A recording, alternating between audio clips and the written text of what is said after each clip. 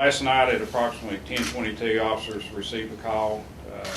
Someone had come up on a wreck on Highway 93. They had found a car that had hit the guardrail, and then they said that two men had run from that vehicle.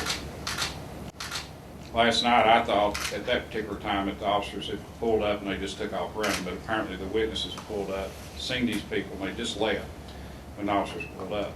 So the officers went across a little, very small creek bridge and seen this one subject, and he took off running, and apparently there was another one there that someone else seen. And both of them took off running into pasture.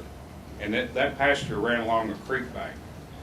And so officers went down both sides of that creek bank, and as you know, the creek is located right next to Highway 93. So we had officers on both sides of the creek, and they were searching for these two men. And then they heard what they thought was a splash or a sound, and that's when they started shining their flashlight around.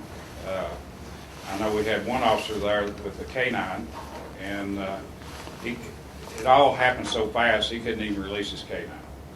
And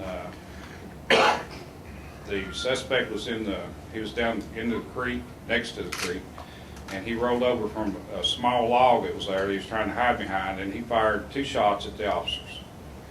And that was officers on the Highway 93 side of the creek.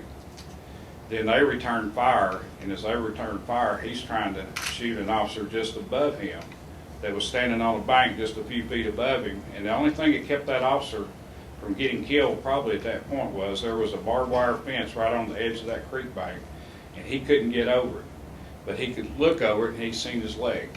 And that's when all the firing took place. And so I guess because that barbed wire fence kept him from getting shot directly.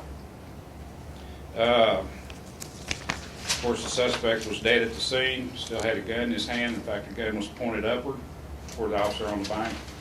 The deceased is a James Parson. His address, the last known address, was 582 Branch Road in Fall Branch.